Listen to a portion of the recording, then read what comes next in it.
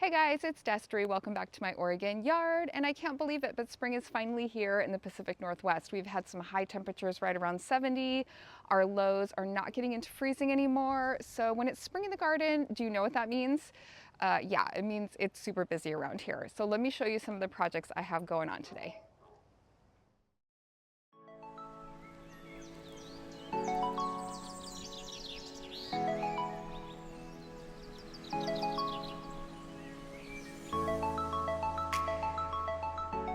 Now, one thing about doing a lot of seedlings in the spring is that right around this time of year, you're sort of overrun with baby plants. So a lot of seedlings in my greenhouse, a lot of seedlings that need to get in the ground. So let me show you a couple things I'm going to be working on as far as trying to get some seedlings planted up today. So this is one of the areas I've been working on right here. You can see I put a stone border and I'm loving the way it looks. Unfortunately, I need more stones, so more to come on that.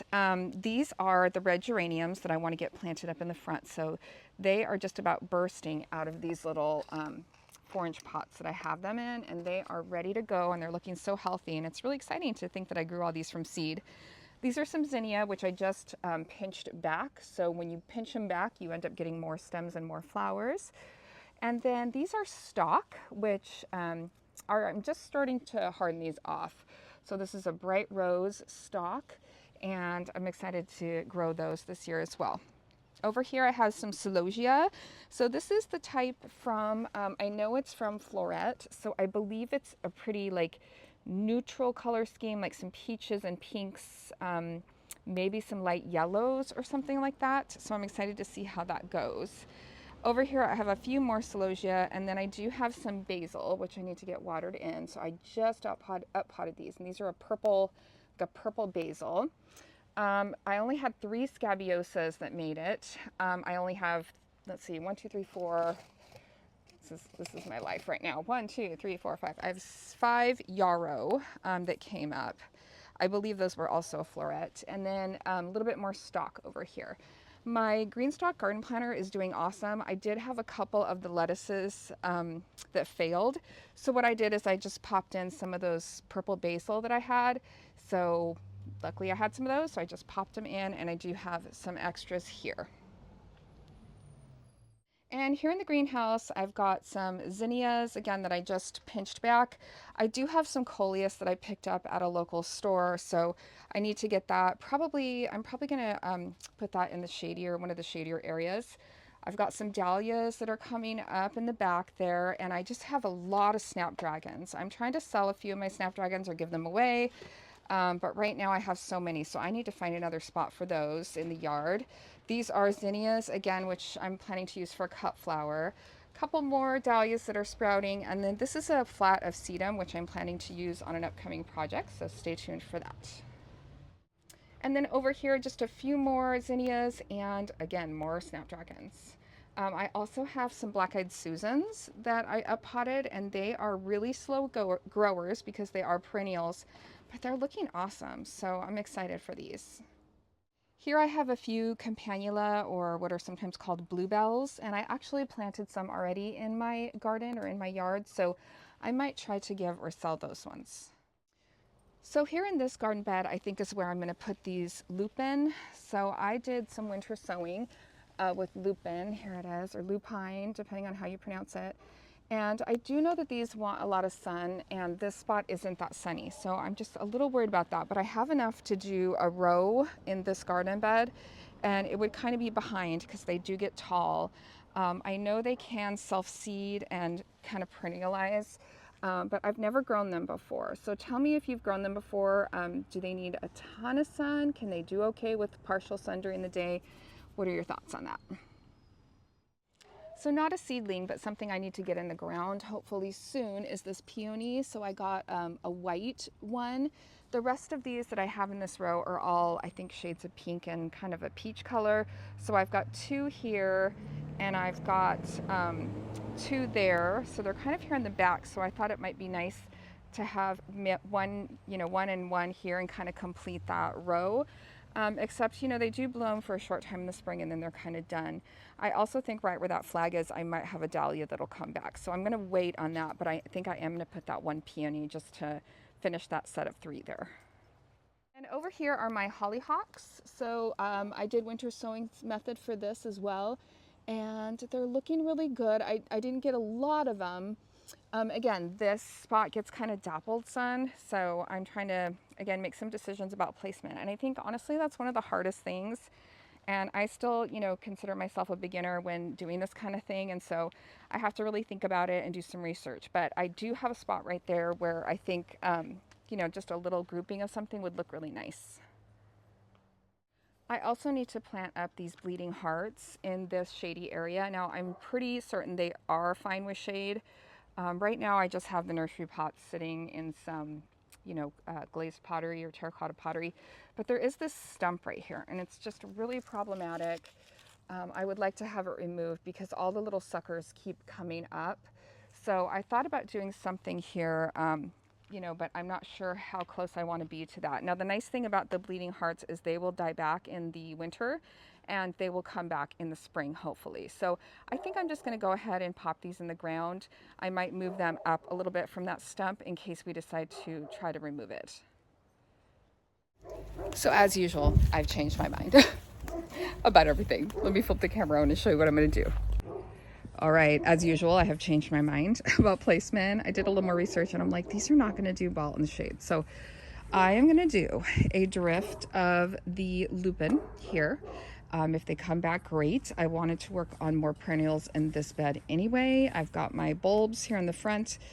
I've got my peonies, and then I'm going to pop that other peonies, and then back here I'm going to do the hollyhocks. So I'm just going to do 2 on either side of my little yard art sculpture thing. Yeah, and then I do have a hosta, and this bed used to have a tree here and it got a lot more shade. So I think this might be the year I'm going to move it. I don't know that I'm going to try to divide it just because it's so big and beautiful, but it does well there, but I notice in the middle of summer it gets scorched. So, and again, I'm just waiting for the tulips to die back. So I think if I get to it today, if I have the energy, I'm going to dig that out. Here's the other one that matches it. And what I was thinking is, you know, opening that spot for something that can take more sun, moving that more over here in the shade and flanking, this bush. Let me see if I can show you. So this is my lilac. So I would have like 1 hosta here and 1 hosta here, like flanking the lilac. And I think that makes a lot more sense. And, you know, that hosta needs more shade anyway. I don't have anything back here, you know, right in this spot. And it would actually be perfect for this hosta, I think. So, yeah, it turns out I'm going to be working on this side yard today. So let's get after it.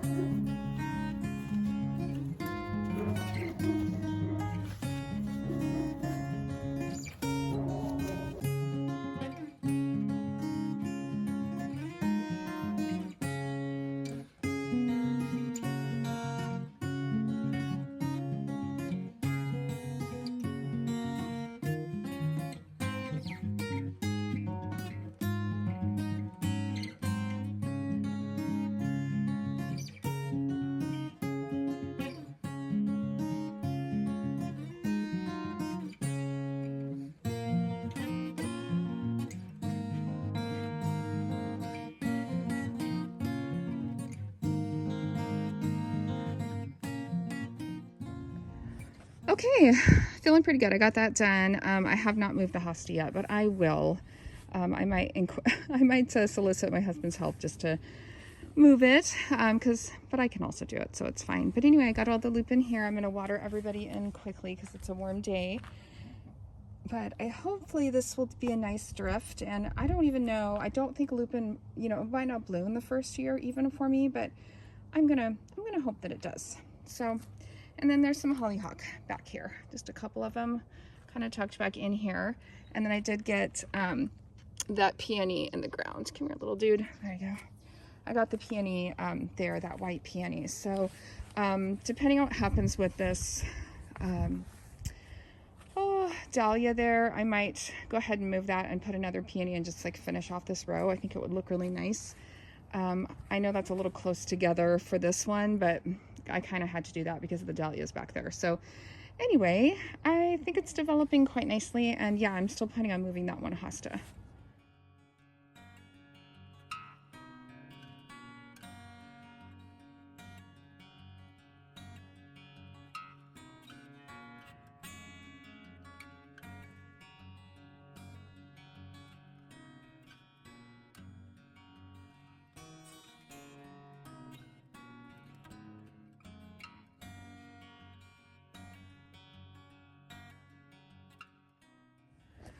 All right, so I was able to get those 2 bleeding hearts in the ground and hopefully kind of cover up the eyesore of that stump, and at some point maybe take it out. And then my one little topiary there, my boxwood topiary, I think needs to come out of that kind of weird pot. It's like a pot I made in high school in ceramics class. Anyway, so I'm going to put it in that nice big terracotta pot and up pot that. And yeah, I think that'll look really nice there. And then I'm going to go ahead and trim this bush at some point too, to kind of, I don't know, shape it or something. I don't know what kind of bush this is, but I'd like it to at least look a little bit more uniform.